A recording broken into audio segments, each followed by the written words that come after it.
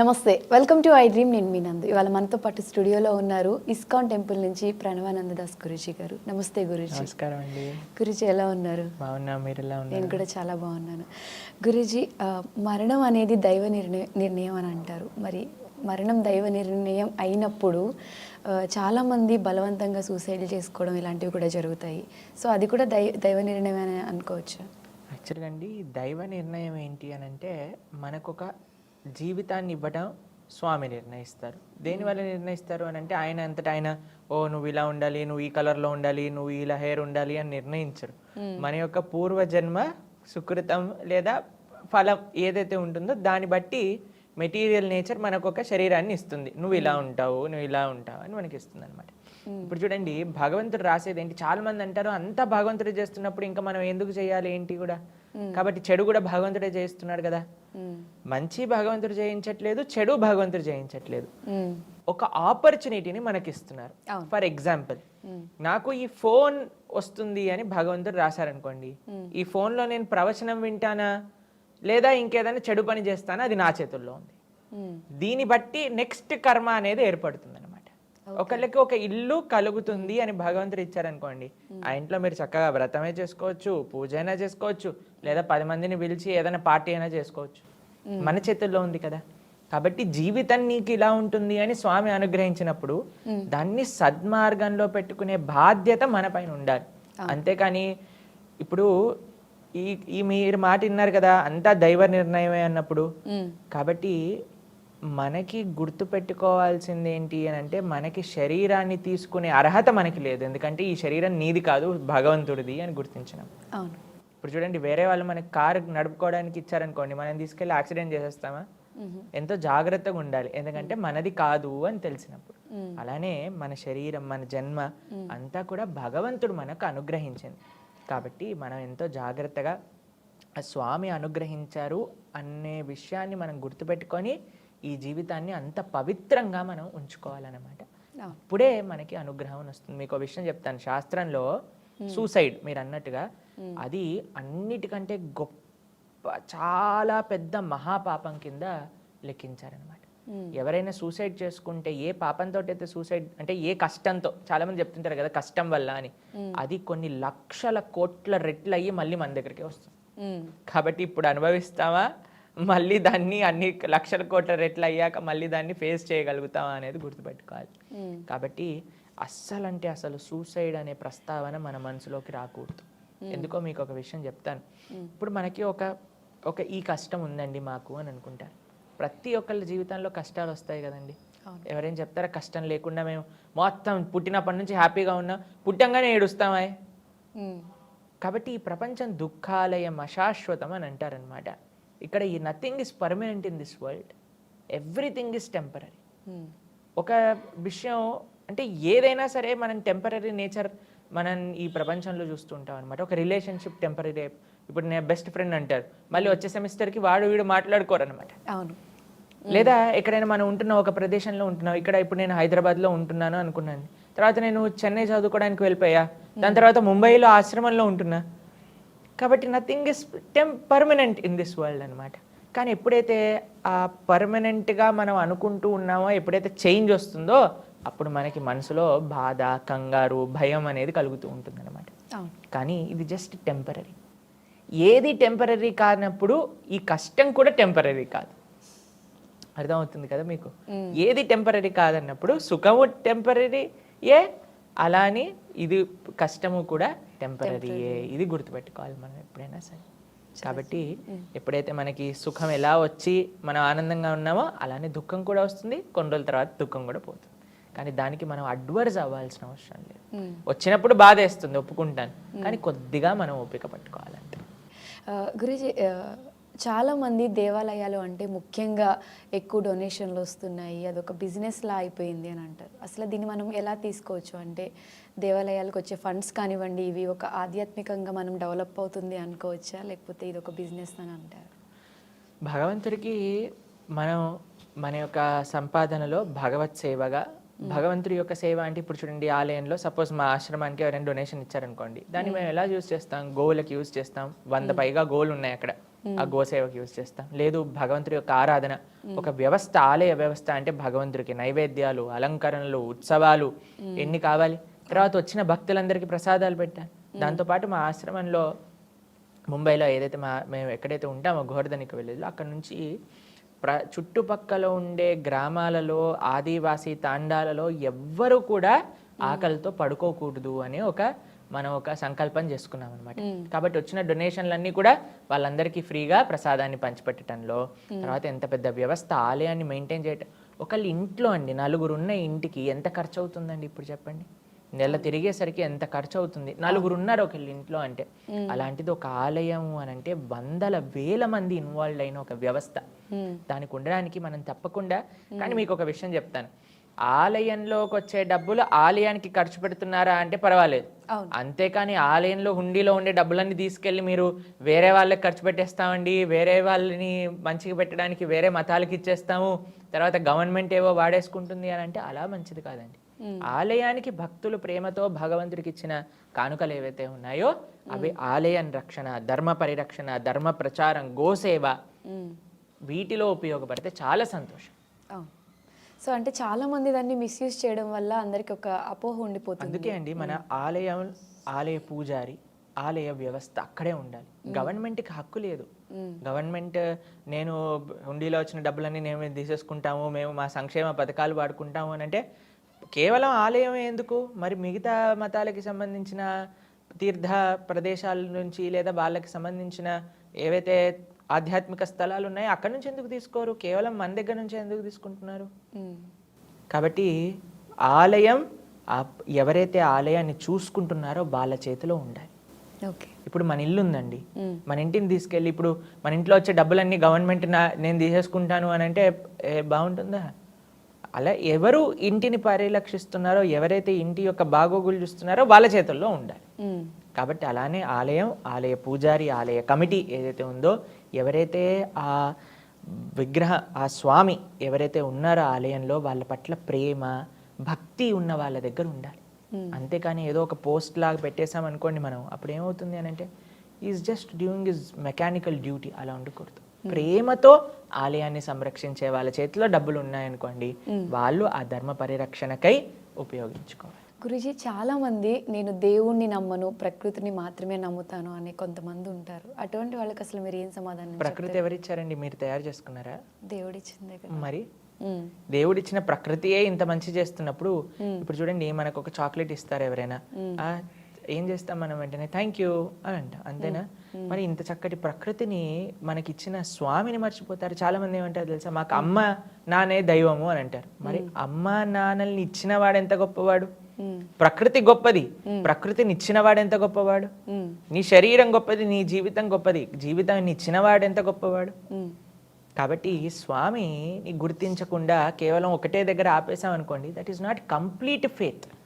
సరే ప్రకృతిని నమ్ము, పర్వాలేదు, కానీ ప్రకృతిని ఇచ్చినవాడు ఆయన ఇంకెంత గొప్పవాడు. ఇప్పుడు చూడండి మనం ఒక పెయింటింగ్ చూసామనుకోండి, వెంటనే అబ్బా ఎంత బాగా పెయింటింగ్ వేశాడండి. ఎవరైనా మేము మొన్న నడుస్తూ ఉన్నప్పుడు ఒక ముగ్గు చూసామన్నమాట. ముగ్గు చూస్తున్నప్పుడు మా పక్కన ఉన్న వాళ్ళు అన్నారు, ఎంత బాగా వేశారు, అసలు ఎంత స్కిల్. ఏదన్నా సుందరమైన వస్తువుని చూడంగానే మనకేమనిపిస్తుందండి, ఎవరు దీన్ని తయారు చేసిన వాళ్ళు. లేదా ఇంట్లో మనం ఎవరైనా స్వీట్ తిన్నాం అనుకోండి, గులాబ్ జామున్, అమ్మా ఎవరు చేశారమ్మా అడుగుతామా లేదా? ప్రతి దాన్ని కూడా ఏది గొప్పతనం ఉందో, ఎక్కడైతే మాధుర్యం ఉందో, ఎక్కడైతే అందం ఉందో, వెంటనే ఎవరు దీన్ని సృష్టించిన వ్యక్తి అని అడుగుతారు. ఈ సౌందర్యమైన ఈ ప్రకృతిని చూసినప్పుడు, ఎంత అద్భుతమైన ఈ ప్రకృతిని చూసినప్పుడు మనకి వచ్చే క్వశ్చన్ ఏంటి? ఎవరు ఈ ప్రకృతిని తయారు చేశారు? అదే భగవంతుడు. ఆ భగవంతుని ఆశ్రయించటమే నిజమైన ప్రకృతి యొక్క ఆరాధన. ఎవరైతే భగవంతుని ఆశ్రయిస్తారో వాళ్ళు ప్రకృతిలో ఏ జీవరాశిని కూడా ఇబ్బంది పెట్టాలి అని అనుకోరు. ప్రకృతిని నాశనం చెయ్యాలి అనే బుద్ధి భగవద్భక్తులలో ఉండదన్నమాట. కాబట్టి అందుకే మన శాస్త్రం complete wholesome way of respecting ప్రకృతి ఈజ్ రెస్పెక్టింగ్ గాడ్. ఆ విధంగా ఉపదేశం చేశారు. గురూజీ, ఇప్పుడు చాలా వృద్ధాశ్రమాలు ఎక్కువగా పెరిగిపోతూ ఉన్నాయి. అంటే చిన్నప్పుడు పిల్లల్ని ఎంత ప్రేమగా పెంచిన పేరెంట్స్ పెద్ద అయిన తర్వాత పిల్లల దగ్గర నుంచి ఆ ప్రేమను పొందలేకపోతున్నారు. అంటే పెళ్ళయి ఒక సెపరేట్ లైఫ్ రాగానే పేరెంట్స్ని మర్చిపోతున్నారు.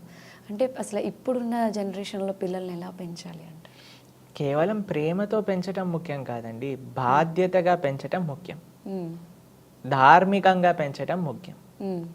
మనకి ఈ మధ్య చాలామంది తల్లిదండ్రులు మాకు ఫోన్ చేసి మా పిల్లలు మా మాట వినట్లేదండి అని అంటారు. ఎందుకు అని అంటే గారాబం ఎక్కువగా అయిపోయింది. ఎందుకంటే చిన్న పిల్లవాడు మేము చూస్తామండి, చిన్న చిన్న పిల్లలు వాళ్ళకి ఫోన్లో ఎలా యూట్యూబ్ ఆన్ చేయొచ్చు, ఎలా పాస్వర్డ్ తీయొచ్చు, ఎలా వాళ్ళకి కావాల్సింది సెలెక్ట్ చేసుకొని చూడొచ్చు, గేమ్స్ డౌన్లోడ్ చేసుకోవచ్చు, ఎలా ఆడచ్చు, ఎలా పేమెంట్స్ చేయొచ్చు, మొత్తం తెలుస్తాయి. మ్మ్. కాబట్టి చిన్నప్పటి నుంచి మనకి వాళ్ళకి ఒక బ్యాడ్ ఎక్స్పోజర్. ఏదో మనం ప్రశాంతంగా ఉంటాం, చాలామంది ఏం చేస్తారో తెలుసా అండి, ఇప్పుడు ఫోన్ ఇచ్చేస్తే వాడి గోల్లో ఉంటారు, మేము ప్రశాంతంగా ఉండొచ్చు అని అనుకుంటారు. మ్మ్. కానీ అది పిల్లల్ని పాడు చేస్తుంది. ఇది చాలా జాగ్రత్తగా అందరూ గుర్తుపెట్టుకోవాల్సిన విషయం ఏంటి అని అంటే, కేవలం పిల్లల్ని పెంచటం కాదండి, ధార్మికంగా పెంచటం. ఎలాంటి విత్తనం మనం నాటుతామో అలాంటి మొక్కే వస్తుంది. అవును. కాబట్టి మొక్క పెరిగాక ఓ నాకు కాకరకాయ వద్దు అని అంటే, కాకరకాయ విత్తనం వేసావు నువ్వు, మరి కాకరకాయ చెట్టు వస్తుంది కదా. పెద్దగయ్యాక అందరూ వృద్ధాశ్రమాల్లో పంపించేస్తున్నారంటే మరి మీరు చిన్నప్పటి నుంచి నేర్పించింది ఏంటి? రాముడి గురించి చెప్పారా, కృష్ణుడి గురించి చెప్పారా అంటే, లేదండి మేమంతా కూడా సినిమాలలో ఆ హీరో ఈ హీరో గురించి చెప్పాము మ్మ్. అని అన్నప్పుడు వాళ్ళు మళ్ళీ అలానే తయారవుతారు కదా. అవును. కాబట్టి మనం ఎంత జాగ్రత్తగా వాళ్ళకి మంచి విషయాలు నేర్పిస్తున్నాం, ఎంత జాగ్రత్తగా వాళ్ళని మంచి మార్గంలో నడిపిస్తున్నాం అనేది మనం పరిశీలన చేసుకుంటూ ఉండాలి. మ్మ్. అప్పుడే మనకి పెద్దగయ్యాక పిల్లలకి ఎప్పుడైతే రామకృష్ణుల గురించి తెలుసుకుంటారో అండి, అప్పుడు వాళ్ళకి there is no chance that they can abandon their parents. అంత ప్రేమ రాముడికి తల్లి తండ్రులు అంటే, అంత ప్రేమ కృష్ణుడికి అమ్మా నాన్న అంటే. అవును. కాబట్టి we have to show them the right examples. ఎప్పుడైతే ఆ కరెక్ట్ ఎగ్జాంపుల్స్ అనేది వాళ్ళు చూస్తారో అప్పుడు వాళ్ళకి మనసులో ఆ పరివర్తన అనేది జరుగుతుంది. బాధ్యతగా తల్లిదండ్రులు ఎలా చూసుకోవాలి అనే విషయం వాళ్ళకి అర్థమవుతుంది అనమాట. అవును.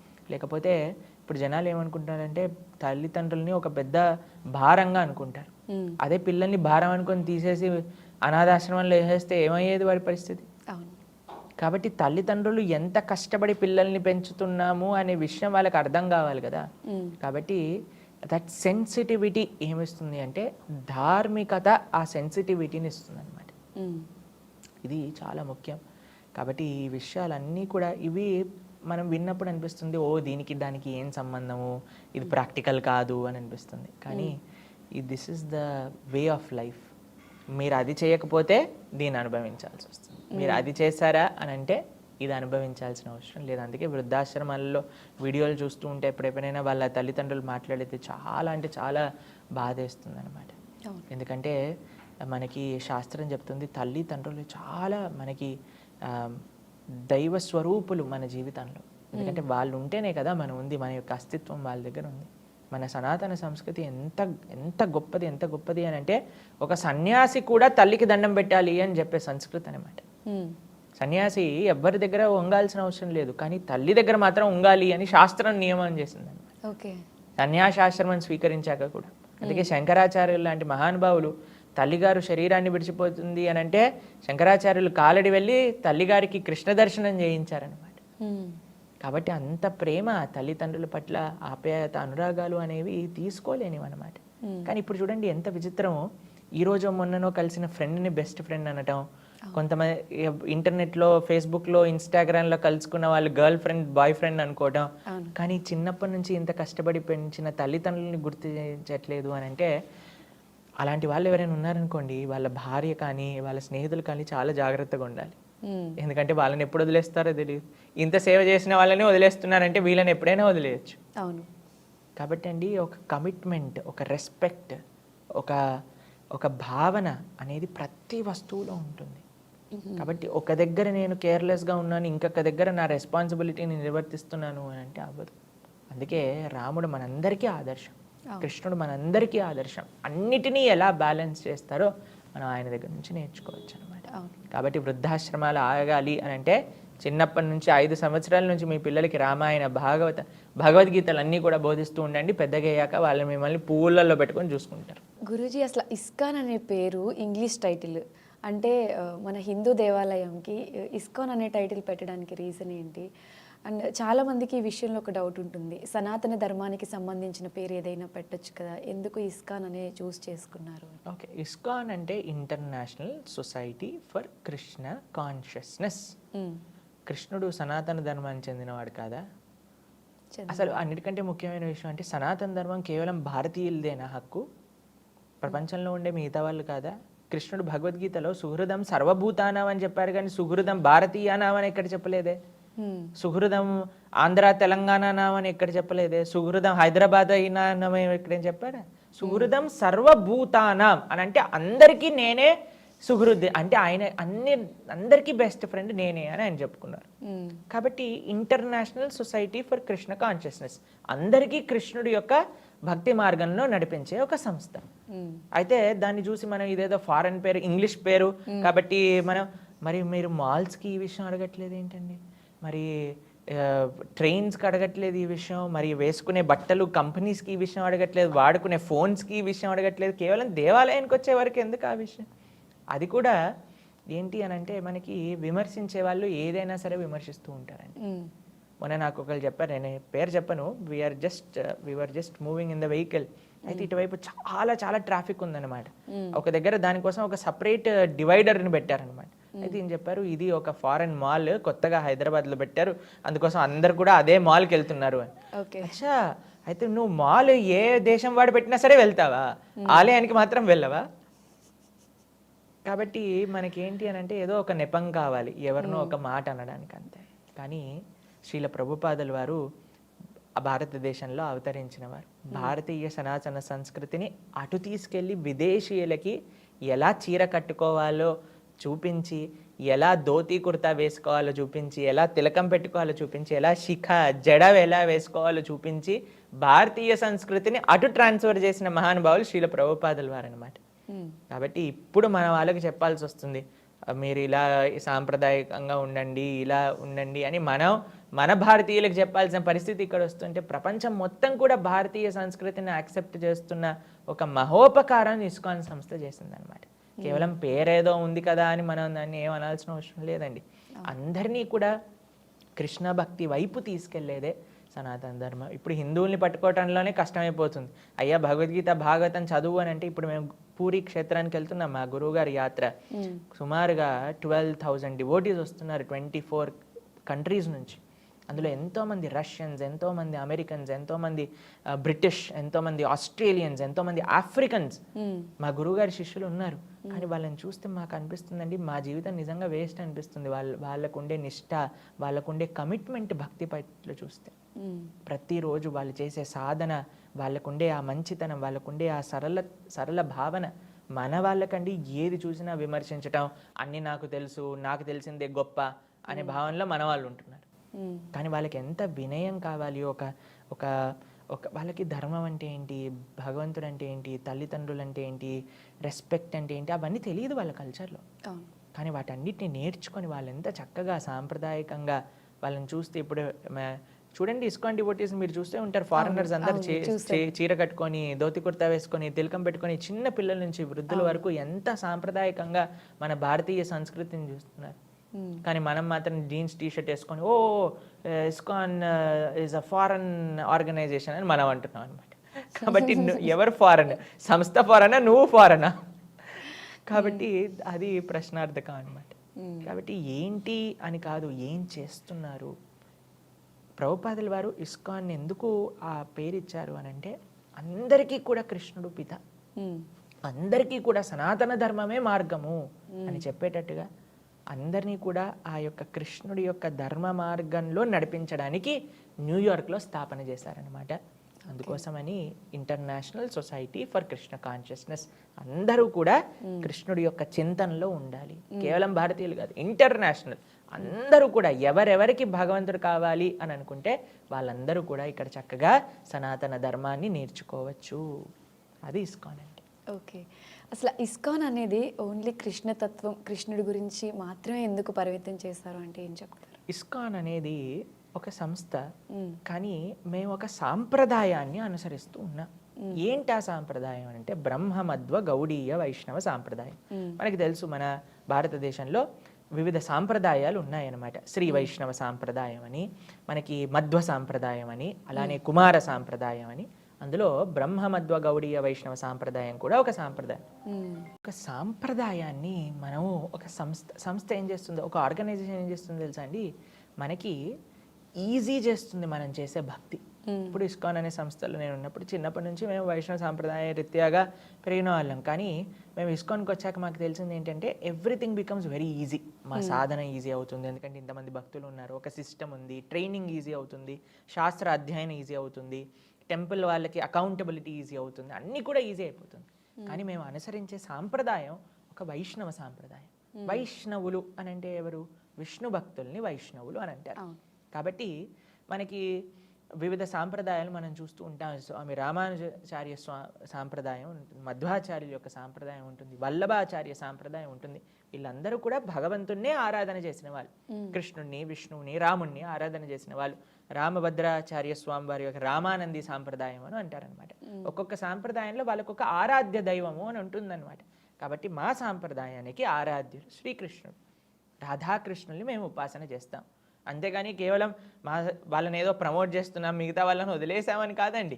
మన శాస్త్ర సారాంశమే ఆ యొక్క భగవంతుడి యొక్క ఆరాధన, ఆ భగవంతుడి యొక్క ప్రతినిధులుగా, ఆ భగవంతుడి యొక్క సేవకులుగా, ఆ భగవంతుడి యొక్క పరివారంగా మిగతా వాళ్ళందరినీ చూడటం.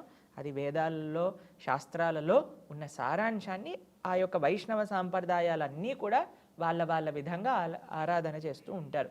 మా సాంప్రదాయంలో రాధాకృష్ణులు మా యొక్క ఆరాధ్యంగా మేము సేవ చేస్తూ ఉంటాం అన్నమాట.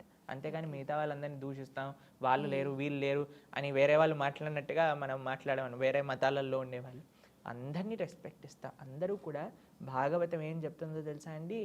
యతో థరోర్మూల నిశేషనేన. మీరు ఎప్పుడైనా చెట్లకు నీళ్ళు పోస్తారా? ఎలా పోస్తారు? మీరు ఎక్కడ పోస్తారు చెట్లకు నీళ్ళు? ఇంట్లో ఉన్నప్పుడు.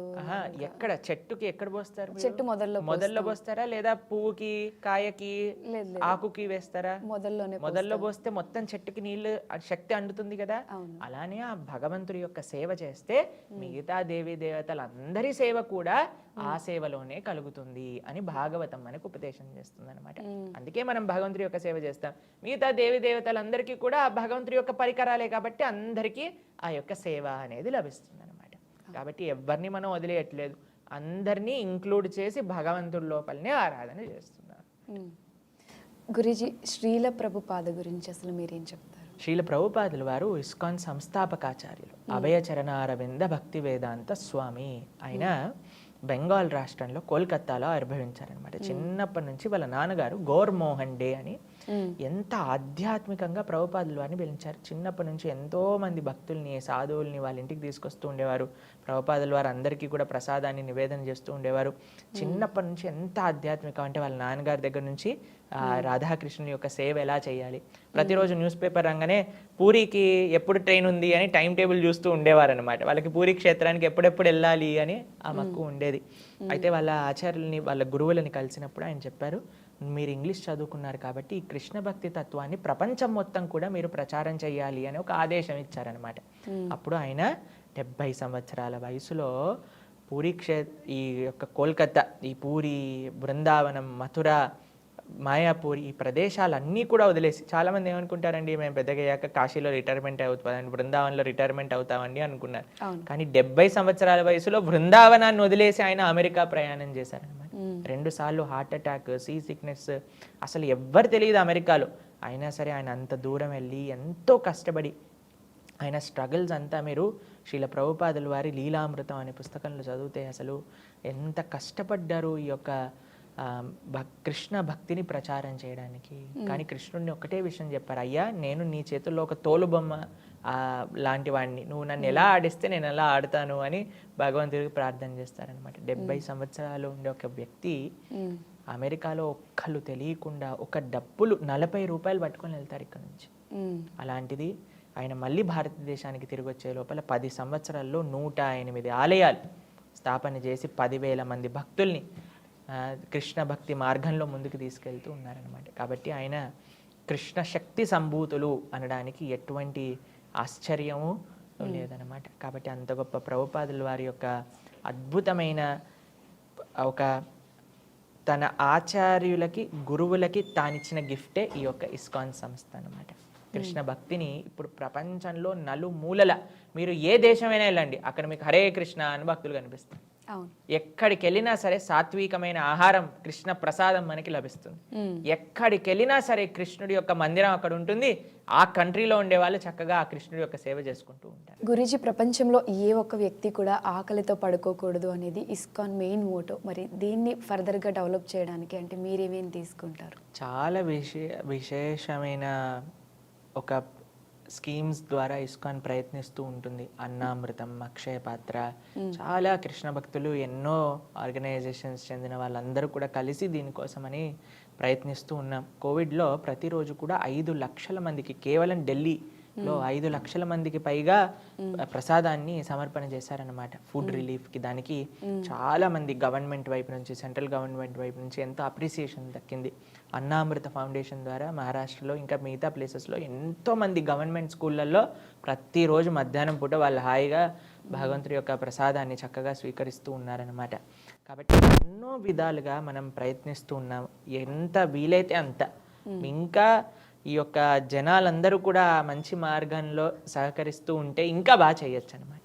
కాబట్టి ప్రణాళికలు చాలా ఉన్నాయి. ఎక్కడ కూడా ఎవ్వరికి కూడా ఇబ్బంది కలగకుండా అందరూ కూడా మంచిగా ఆ భగవంతుడి యొక్క అన్నం అని అంటే భగవత్ ప్రసాదమే కదండి. కాబట్టి అదంతా కూడా చక్కగా స్వీకరించి హాయిగా చదువుకోవాలి, పడుకోవాలి, చక్కగా ఆరోగ్యాన్ని ఉంచుకోవాలి అని మా సంకల్పం అయితే ఉంది.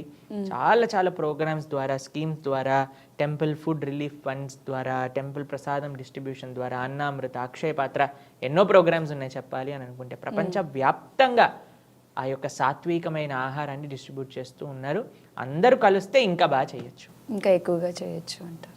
ఓకే గురూజీ, అసలు గోసేవ విషయంలో విదేశాల్లో చైతన్యం తీసుకురావడానికి అసలు ఇస్కాన్ ఎటువంటి? ఇస్కాన్ అంటేనే గోసేవ.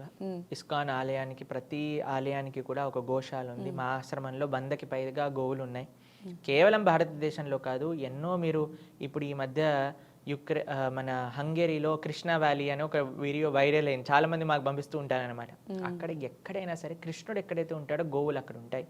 ఆ గోవులకి సేవ అనేది జరుగుతుంది. మీకు వెస్టర్న్ కంట్రీస్లో అహింస అని ఒక కాన్సెప్ట్ ఉంటుందన్నమాట. మిల్క్ వెస్టర్న్ కంట్రీస్లో ఏం చేస్తారంటే పైప్ పెడతారు ఆ యొక్క ఆవుకి.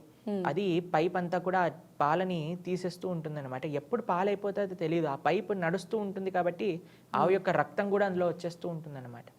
కానీ ఈ యొక్క ఇస్కాన్ గోశాలలో కంప్లీట్గా వాళ్ళకి సేవ చేస్తూ అహింస మిల్క్, అహింస ఘీ దొరికే కేవలం ఒక ప్రదేశం ఇస్కాన్లో ఉండే ఫార్మ్స్, అమెరికాలో లేదా ఆస్ట్రేలియా, ఎక్కడైనా సరే.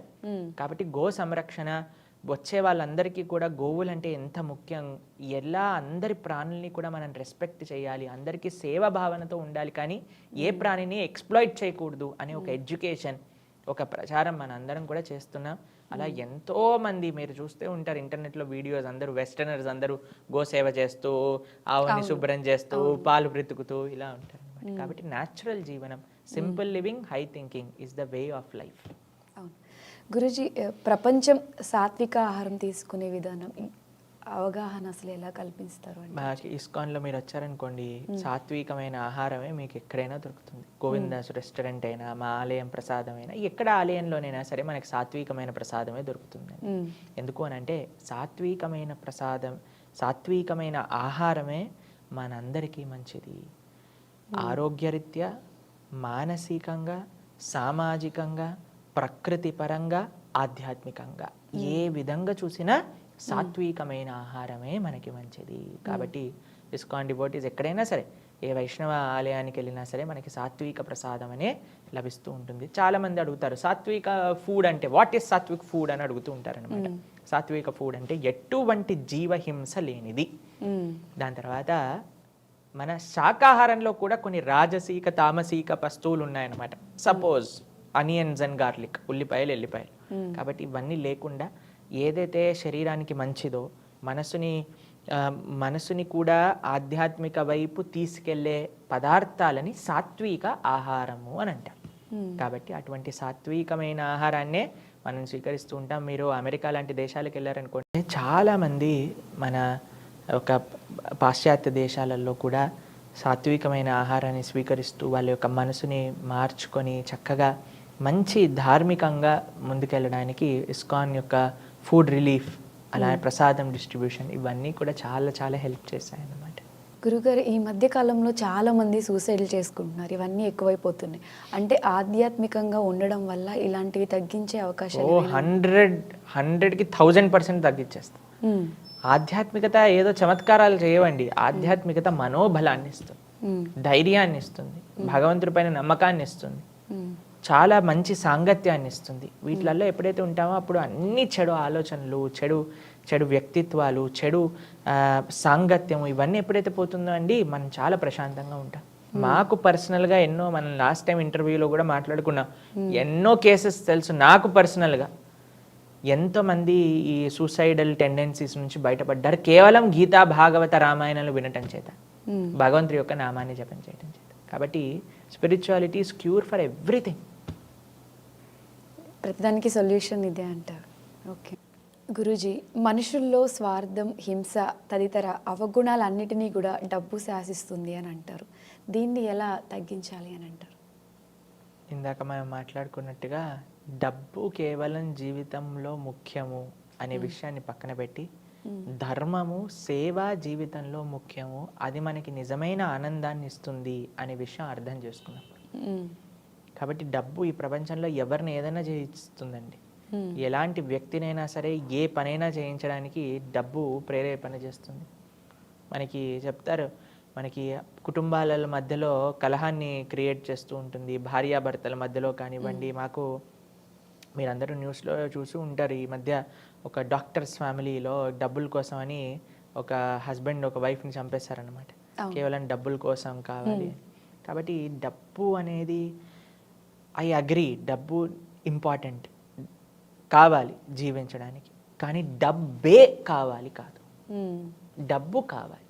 డబ్బు, money is just one part of a big life. Happiness అనేది డబ్బులు ఉండడం వల్ల వస్తుంది అని అంటే, ఎంతోమంది ధనవంతులు రాత్రిపూట పడుకోవడానికి నిద్ర మాత్రలు మింగి పడుకోవాల్సి వస్తుంది. ఎంతోమంది ప్రొద్దు నుంచి రాత్రి దాకా పనిచేసి తినడానికి టైం లేకుండా పనిచేస్తున్నారు డబ్బులు సంపాదించడానికి. కానీ ఒకళ్ళు చూడండి, ఒక మీడియోకర్ ఫ్యామిలీ అయినా ఉండొచ్చు, హాయిగా వాళ్ళు 3 పూటలు తింటారు, పిల్లలతో టైం స్పెండ్ చేయగలుగుతారు, భార్యాభర్తలు ఇద్దరు పార్క్కి వాకింగ్ వెళ్తారు, ఆలయం దర్శనం చేసుకుంటారు, ఎంతో ఆనందంగా ఉన్నారే. ఉమ్, కాబట్టి ఆనందం, డబ్బు ఈ రెండు వేరే వేరే, ఉమ్. రెండింటిని మిక్స్ చేయకూడదు. రెండింటిని మిక్స్ చేయకూడదు. అన్నిటికంటే ముఖ్యం ఏంటి అని అంటే, ఈ డబ్బే జీవితంలో ముఖ్యము అన్న వాళ్ళకి ఇవన్నీ కూడా చేయాల్సి వస్తుంది. మీరు చెప్పేటట్టుగా హింస, ఈర్ష్య, ద్వేషము, కాంపిటీషన్ ఇవన్నీ వస్తాయి అన్నమాట. ఉమ్, కాబట్టి డబ్బు is very important, I agree, but it is not the most important. అవును, ఈ విషయం అది గుర్తుపెట్టుకోండి. తెలుసుకుంటే కొంచెం పీస్ ఆఫ్ మైండ్ ఉంటుంది. గురుజీ, పూర్వకాలంలో ఏంటంటే గురుకులాలు ఉండేవి. అప్పుడు చదువులు కానివ్వండి అవి, అసలు ఇప్పుడు గురుకులాలు తీసుకుంటే ఎన్ని ఉంటాయి? అండ్ ఇప్పుడున్న పిల్లల ఎడ్యుకేషన్ గురించి అసలు మీరు చెప్పాలి ఏంటి? యాక్చువల్గా పిల్లల ఎడ్యుకేషన్ సిస్టమ్ మార్చాలి మనం, మంచి సంస్కృతి సాంప్రదాయాలతో. కానీ ఇప్పుడు చదువుకున్న ఎడ్యుకేషన్ అండి, దానివల్ల ఏం యూజ్ ఉంటుందో అర్థం కాకుండా ఉంది, మిస్లీడింగ్గా కూడా కొన్నిసార్లు ఉంది. గురుకులం అంటే practical life, close to the nature. గురుకులంలో ఉండే వాళ్ళు చక్కగా ఆ అరణ్యానికి వెళ్ళి కట్టెలు తీసుకుని రావటం, నది దగ్గరికి వెళ్ళి స్నానం చేయటం, పశుపక్షాదులతో వాళ్ళకు ఒక సంబంధం ఉండేది, వాళ్ళు సొంతంగా పొలాన్ని పండించుకోవటం, చక్కగా గురుమాత వాళ్ళ దగ్గర కూర్చొని అన్ని విషయాలు, గురుకులంలో చదువుకున్న వాడికి అన్నీ వస్తాయి. వంట చేయటం వచ్చు, బాధ్యత తెలుసు, ఎలా పొలాన్ని పండించాలో తెలుసు, శాస్త్రాధ్యయనం తెలుసు, ధర్మ మార్గం అంటే ఏంటో తెలుసు, స్త్రీని ఎలా రెస్పెక్ట్ ఇవ్వాలో తెలుసు, ఇవన్నీ కూడా నేర్చేసుకుంటారు గురుకులంలో. కానీ ఇప్పుడు ఈ మోడర్న్ ఎడ్యుకేషన్ వల్ల ఏమొస్తుందో అనేది ప్రశ్నార్థకమే అవుతుంది నిజంగా. అందుకే చెప్తారు కదా, విద్యా వినయేన శోభతే అని అంటారనమాట. హ్యూమిలిటీ, ఆ వినయం నేర్పించట్లేదు ఇప్పుడున్న విద్య. కానీ అప్పుడు గురువు గారి యొక్క అధీనంలో ఉన్నప్పుడు పర్సనల్ రిలేషన్షిప్ గురువుకి అందరి శిష్యులతో ఉండేది. ఎవరెవరికి ఎలా ఎలా ఏం చెప్తే వాళ్ళు మారుతారు అనే విషయం గురువు గారికి తెలిసి ఉండేదన్నమాట. కానీ ఇప్పుడు టీచర్లు ఏమనకూడదు పిల్లల్ని, తెలుసు కదా, స్కూల్లో గట్టిగా తిట్టినా కొడితే ఇంకా స్కూల్ నుంచి తీసేస్తారనమాట. అంటే కేవలం కొట్టి నేర్పించాలి అని మేము చెప్పట్లేదండి, కానీ క్రమశిక్షణ అవసరం. కాబట్టి ఆ యొక్క ఇప్పుడు పిల్లల లోపల అది నశిస్తూ ఉంటుంది. అటు టీచర్స్ కూడా మెకానికల్గా they are doing their job. కానీ గురుకులం ఒక వ్యవస్థ టీచర్ స్టూడెంట్ని ఒక అనుసంధానం, ఒక రిలేషన్షిప్తో, ఒక గౌరవంతో, ఒక రెస్పెక్ట్తో ఇద్దరిని దగ్గర తీసుకొచ్చే ఒక వ్యవస్థ ధార్మికంగా భగవంతుడు, శాస్త్రము, ధర్మము కేంద్రంగా సమాజాన్ని మొత్తం కూడా ఉద్ధరించే విధంగా గురుకులంలో నుంచి బయటకు వచ్చే పిల్లవాడు నిలబడతారనమాట. కాబట్టి అటువంటి గురుకులాలు ఇంకా మనందరి యొక్క ఇంట్రెస్ట్, ఇప్పుడు గురుకులం పెడితే ఉందండి పిల్లలు రాకపోతే, తల్లిదండ్రులకి ఇప్పుడు ఏం కావాలి, పిల్లవాడు ఐఐటీలోకి వెళ్ళాలి, జాబ్ రావాలి, మనకి ఏ ఎంఎన్సీలో చదువు చెప్పిస్తే సరిపోతుంది, ఇది చేయాలి, అమెరికాలో సెటిల్ అవ్వాలి, అంతే. కాబట్టి ఎక్కడ తల్లిదండ్రులు ధర్మం గురించి ఆలోచిస్తున్నారు, దేశం గురించి ఆలోచిస్తున్నారు, సమాజం గురించి ఆలోచిస్తున్నారు. కాబట్టి అలా ఆలోచించటం ప్రారంభమయ్యాక ఈ గురుకుల వ్యవస్థ ఇంకా పెరుగుతుంది. గురూజీ, అసలు సేవ దయాగుణం పెరగాలి అంటే అది మనం చిన్నప్పటి నుంచే నేర్పించాలంటారా? కనీసం మనం మిడిల్లో అయినా అలా మార్చే చిన్నప్పటి నుంచి నేర్పిస్తే చాలా మంచిది. అందుకే నాకు చెప్తారు కదా, మొక్కే యోగంది మానే వంగున. కాబట్టి చిన్నప్పటి నుంచి వాళ్ళకి సేవ, చిన్న పిల్లల నుంచి ఒకసారి గోశాలకు తీసుకెళ్ళండి, ఒకసారి అనాథ ఆశ్రమానికి తీసుకెళ్ళండి. ఇప్పుడు పుట్టినరోజులు చూసారండి ఎలా చేసుకుంటున్నారు విచిత్రంగా. కేక్ని ఇంతకుముందు మేము చిన్నప్పుడు చేసుకునేటప్పుడు ఎలా ఉండేదంటే అండి, క్యాండిల్ ఆర్పేసి కేక్ కట్ చేసి కేక్ పంచేవాళ్ళం, అంతే తెలుసు. ఇప్పుడు కేక్ని కట్ చేసిన వెంటనే ముఖానికి పూసేస్తున్నారు అనమాట. ఆ వాడి ముఖం తీసుకెళ్లి కేక్ లోపల పంపించేస్తారనమాట. 2-3 కేకులు అలానే డిస్ట్రాయ్ అయిపోయాక దాని తర్వాత రోడ్డు పైన వాడిని పడుకోబెట్టి అందరు కొడతారనమాట. దాని తర్వాత మందు బాటిళ్లలో మొత్తం మందంతా అటు ఇటు చేసి మేమంతా వీడియోలలో చూసింది అండి. మాకు పర్సనల్ ఎక్స్పీరియన్స్ అంటే కాలేజ్లో మేము ఇంజనీరింగ్ చదివేటప్పుడు చూసాం అనుకోండి ఇలాంటి విషయాలు. కాబట్టి పైశాచికమైన ఒక సెలబ్రేషన్ మనం స్టార్ట్ చేసేస్తున్నాం. కానీ ఇంతకుముందు చిన్నప్పుడు ఎలా ఉండేది అంటే, పుట్టినరోజు అనగానే ప్రొద్దున పూట లేచి తలస్నానం చేసి భగవంతుడు పూజ చేసుకొని ఆలయానికి వెళ్ళి అక్కడ భగవంతుడికి ఆరాధన చేసుకొని పెద్దల యొక్క ఆశీర్వాదం తీసుకొని పిల్లలందరికీ కూడా ఫ్రెండ్స్ అందరినీ పిలిచి ఒక చక్కటి సెలబ్రేషన్, లేదా అనాథాశ్రమానికి వెళ్ళి అక్కడ పంచిపెట్టడము, గోశాలకి వెళ్ళి అక్కడ పంచిపెట్టడము, వృద్ధాశ్రమానికి వెళ్ళి అక్కడ చిన్నప్పటి నుంచి అలా ఉండేది. కానీ ఇప్పుడు మనకు నశిస్తుంది అన్నీ కూడా. ఏది చూసినా సరే, ఏ పండగ వచ్చినా సరే మొత్తం ఏదో మన యొక్క సొంత ఆనందాన్ని పండగ పేరు పెట్టుకొని చేసుకుంటున్నారు. కాబట్టి ఇలా సమాజం మొత్తం కూడా సేవ నుంచి నేను ఎలా ఆనందంగా ఉండాలి అని మాత్రమే ఆలోచిస్తుంది. కానీ మన సనాతన సంస్కృతి ఎప్పుడూ సేవలో నీ ఆనందాన్ని చూసుకో అని చెప్తుంది. కాబట్టి ఈ యొక్క గుణాలు మీరు పెరగాలి అని అంటే చిన్నప్పటి నుంచి పిల్లలకి ఈ ఎక్స్ట్రావగెన్స్ చేయకండి. ఇప్పుడు చూడండి, బర్త్డే పార్టీలో కొంతమంది వేలాది రూపాయలు, లక్షలాది రూపాయలు కూడా ఖర్చు పెడుతూ ఉన్నారు. ఇప్పుడు చిన్నపిల్లలు కాదండి, పెద్ద పిల్లలు అనాల్సి వస్తుంది ఇప్పుడు. ఎందుకంటే వాళ్ళు ఇంకా ఖర్చు పెడుతున్నారనమాట. ఆఫ్టర్ 30 మాకు చిన్నప్పుడు మేము నిజంగా చెప్పాలంటే మా విషయం ఒక 6th 7th క్లాస్ వరకు పుట్టినరోజు అంటే ఎక్సైట్మెంట్ ఉండేదన్నమాట. దాని తర్వాత I don't feel anything now. Just common day. అయ్యో ఒక సంవత్సరం అయిపోయింది నా జీవితంలో నుంచి, భగవంతుడి దగ్గరికి ఎంత ప్రోగ్రెస్ చేశాము అని ప్రశ్నార్థకంగా. కానీ ఇప్పుడు పెద్ద వాళ్ళు, మొన్న మేము ఒక వీడియో చూసాం, చాలా బాధపడ్డాం. ₹1 కోటి ఖర్చు పెట్టి ఎవరో పుట్టినరోజు చేసుకున్నారట. అంటే చేసుకోవద్దు అని నేను చెప్పట్లేదండి, కానీ ప్రశ్న ఎంచుకోవాలి మనల్ని. మనం ఎంత సేవ చేస్తున్నాం, మనం ధార్మికంగా ఎంత ఉండగలుగుతున్నాము. కేవలం ప్రతిసారి కూడా నా ఆనందం, నేను సుఖంగా ఉన్నానా, నేను ఎంత గొప్పవాడిని అని 10 మందికి చెప్తున్నామా, లేదా వేరే 10 మందికి మన చేతిని ఇస్తున్నాం.